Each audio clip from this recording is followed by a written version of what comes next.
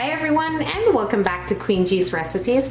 And today I'm going to be showing you how to make a very simple recipe, but most definitely very important recipe that everyone should know and everyone should have. I'm going to be showing you how to make my homemade Rice Krispie treats. Now, this isn't the recipe you would usually find on the box of a Rice Krispies cereal box. It is most definitely very chewy, very marshmallowy. It is perfect on every level, and the measurements you use here will give you those perfect Rice Krispies squares. Now you're going to be using 2 bags of mini marshmallows, and each bag should contain 400 grams to give you a total of 800 grams of marshmallows.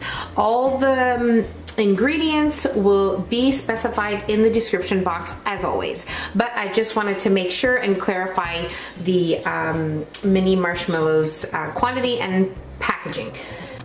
Okay, so you're also going to be needing some Rice Krispies cereal. I am using the Kellogg's brand, but whatever brand you have where you live, as long as it's Rice Krispies cereal, it'll work just fine. Doesn't matter what brand. Now, you're also going to be needing some softened butter. If it's not softened, it doesn't really matter. We are going to be placing it in our pot to be melted anyway, so it doesn't matter if it's softened or not. Now, I am using salted butter. If you're using unsalted butter, you want to make sure to add 1/4 teaspoon of salt so you can have that extra flavor in your Rice Krispies. But if you don't want to add it, you don't have to add it at all. I just think it's important in this recipe. So you're also going to be needing some vanilla extract, a good amount of that.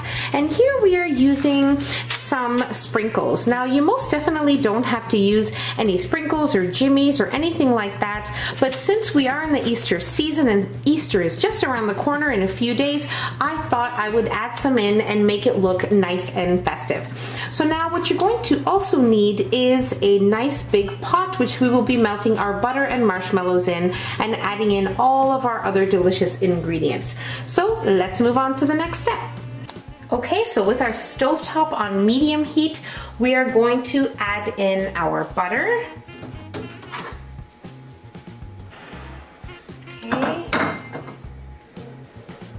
And we're going to give our butter a little heads up, allow it to melt probably about half the way, and then we will add in our marshmallows. Okay, so our butter is completely melted. As I said, halfway through, if it's like semi-melted, it's totally fine. You can add in your marshmallows at that time.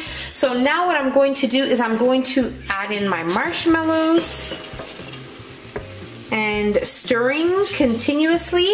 We are going to switch to a wooden spoon. Now what I'm going to do is I'm just going to spray my wooden spoon with a little bit of nonstick spray so it won't be as sticky.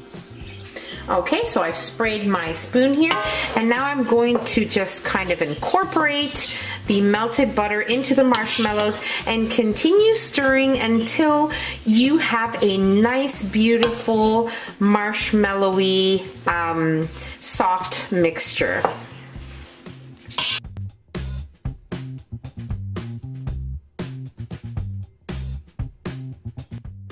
Okay, so while our marshmallows are melting here, I lowered my temperature to medium-low just to make sure that nothing burns or sticks to the bottom of the pan. So continuously stir and keep it on medium-low heat.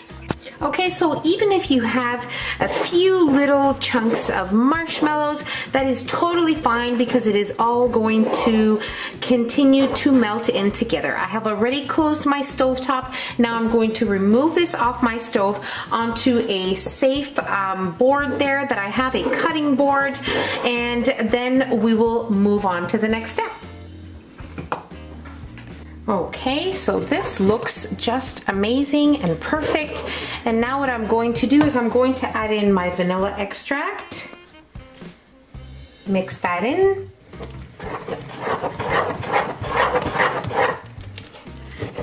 If you're adding in salt and you did not use salted butter, then you could add it in at this time.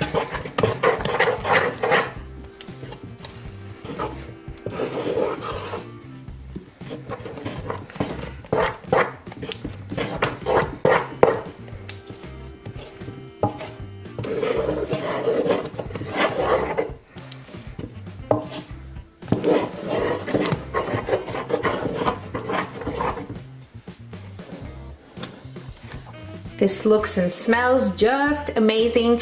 And now I also wanted to let you know, make sure once you remove it off your stove, you don't wait longer than a few minutes to add in your vanilla, your cereal, so it doesn't start to firm up and get really gooey, the marshmallow. So now we'll add in our cereal and patiently and gently mix it into our marshmallow mixture.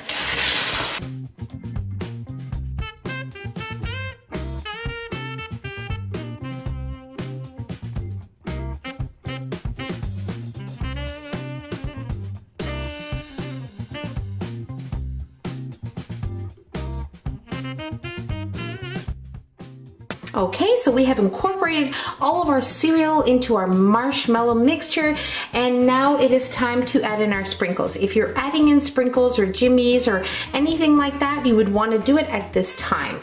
So now we'll sprinkle it in and make sure you don't over mix, because you don't want the color of the sprinkles to start to mix into the cereal. You just want them to be scattered throughout your squares.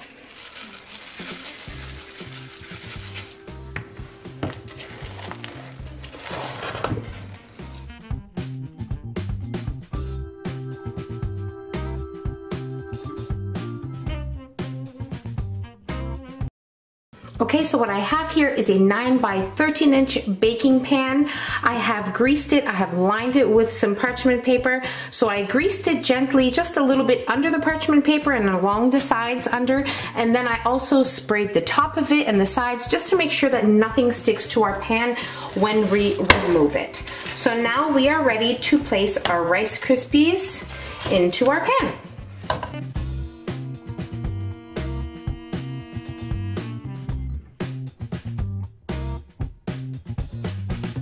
Okay, so I believe that the funnest part is actually getting the Rice Krispies out of the pan and out of the pot and into your pan.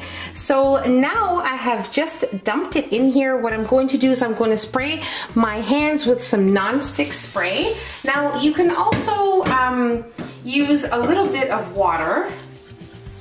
I've never done it with water, but I think it'll work. But a little bit of non-stick spray will definitely help you spread out your Rice Krispies Squares. So patiently, gently, we'll spread them out here.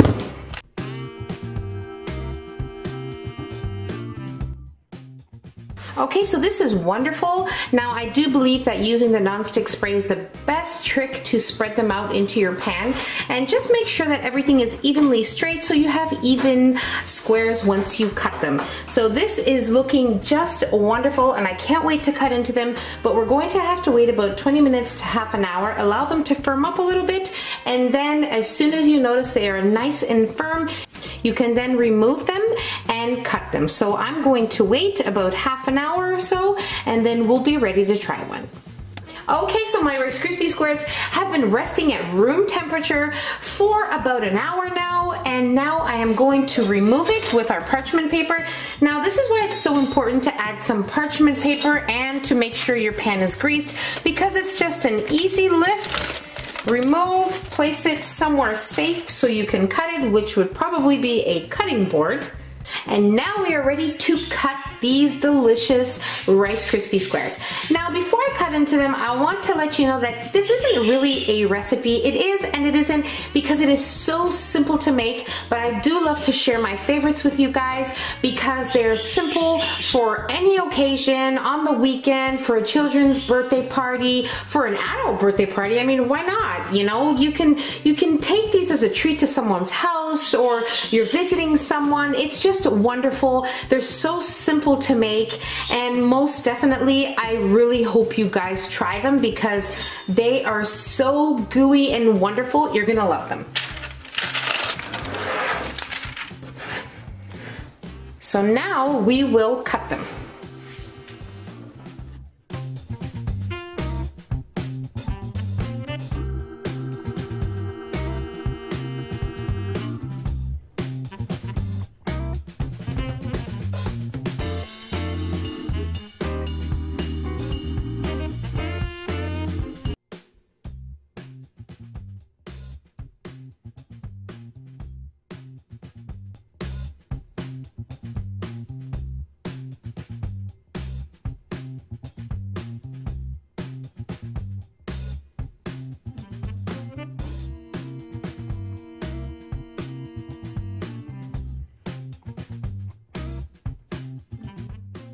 They are simply just perfect.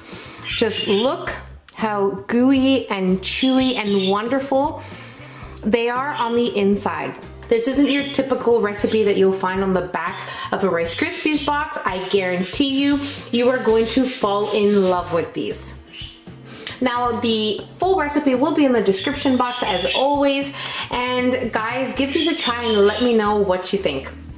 So that's about it. So simple to make, so delicious and wonderful. Everyone will love them, children or adults, I promise you. So don't forget to give us a nice big thumbs up. Don't forget to subscribe if you haven't already, and hit the notification bell so you will be notified every time I upload a new and delicious recipe. Share the recipe with your family and friends, and I'll see you in my next video. Take care. Bye everyone.